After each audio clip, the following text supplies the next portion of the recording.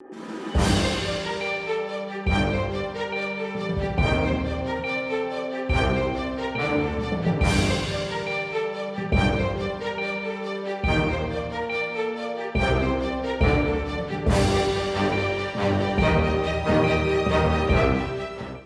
à tous et bienvenue au rendez-vous de l'information. À la une de l'actualité, tournée statuaire du préfet du littoral, Alain Orunla salue une collaboration fructueuse avec le maire de Cotonou pour améliorer le cadre de vie et positionner la ville comme une vitrine nationale et continentale. Crise politique en Corée du Sud. Le chef du parti du pouvoir au peuple démissionne après la destitution de l'ex-président Yoon Suk Yeol, sanctionné pour une tentative de loi martiale. Dans le sport, pour le compte de la 12e journée de la Léco Zone Nord, Espoir FC a affronté Tonnerre FC sur la pelouse du stade Omnisport de Savalou. Des détails pour bientôt.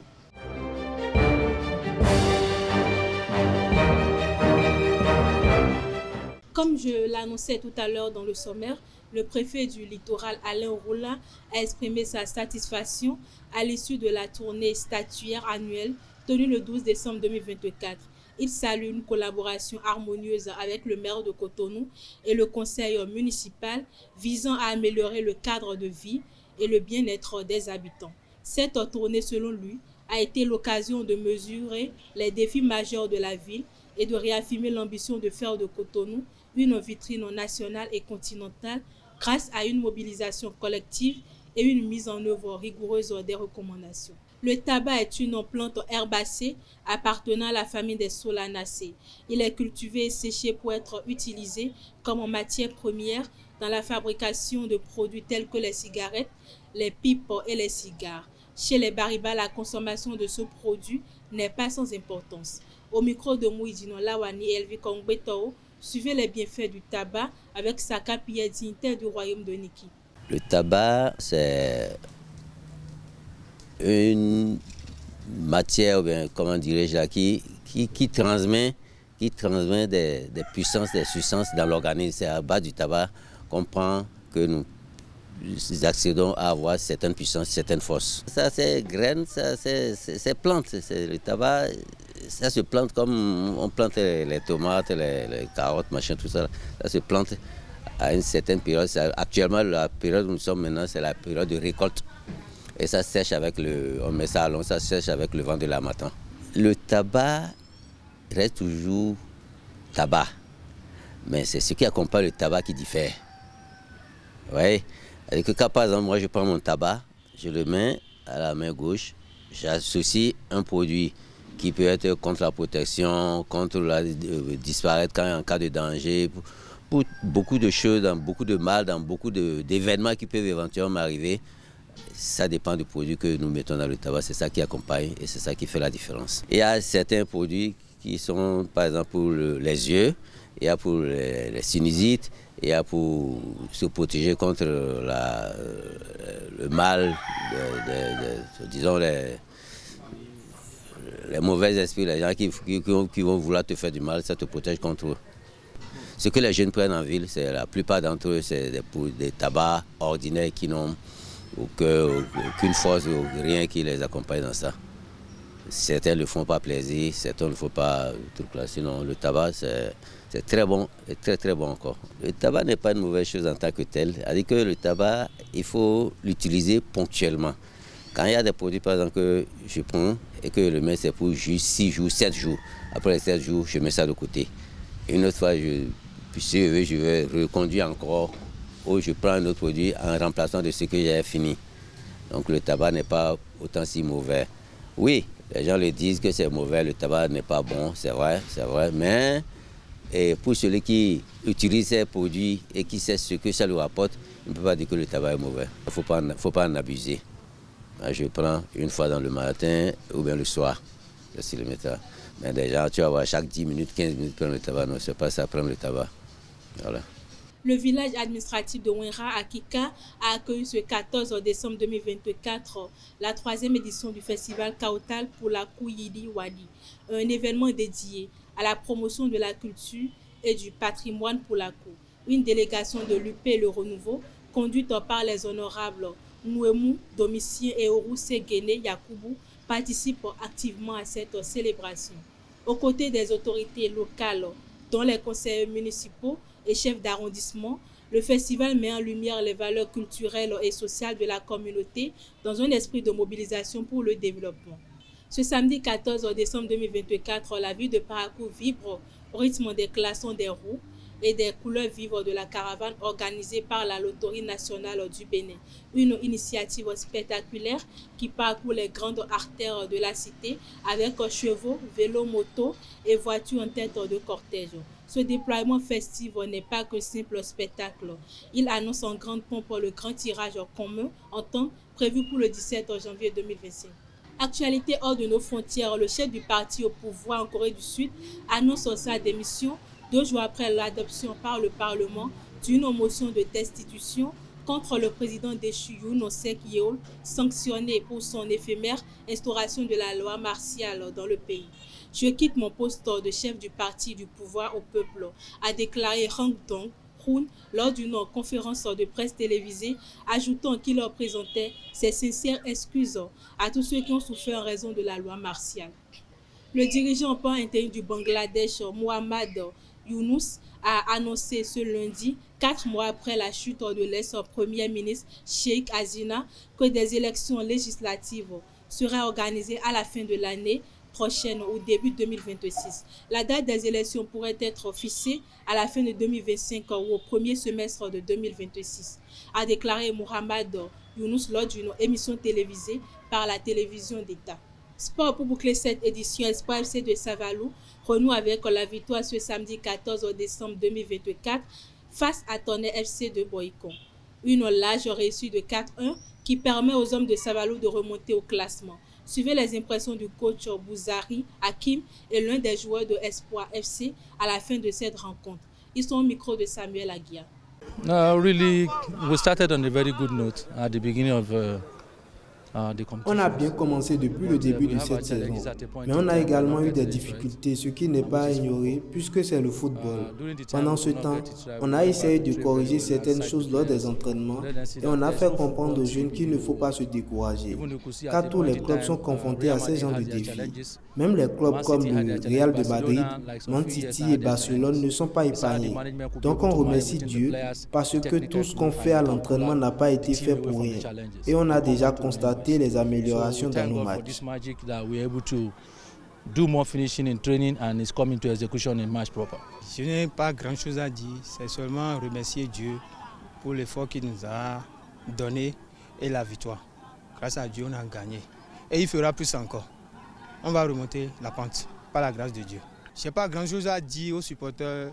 Ce que j'ai à dire, c'est de ne pas se décourager. Et c'est le foot, ça va arriver.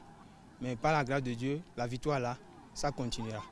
À Parakou, Dynamo FC n'a pas réussi à s'imposer face à Real Sport lors de la 12e journée de la Ligue Pro. Une rencontre soldée par un score nul et vierge 0-0, marqué par un pénalty manqué et le manque de réalisme des locaux.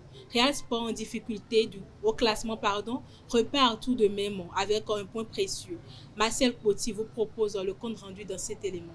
À Parakou, la 12e journée de la Ligue Pro s'est soldée par un match nul et vierge, 0 but partout, entre Dynamo FC de Parakou et Real Sport de Savet. Malgré une domination évidente et de nombreuses occasions franches, l'équipe locale n'a pas su concrétiser ses opportunités, illustrant ainsi un cruel manque de réalisme offensif. L'épisode marquant de cette rencontre fut un pénalty manqué par Dynamo FC de Parakou.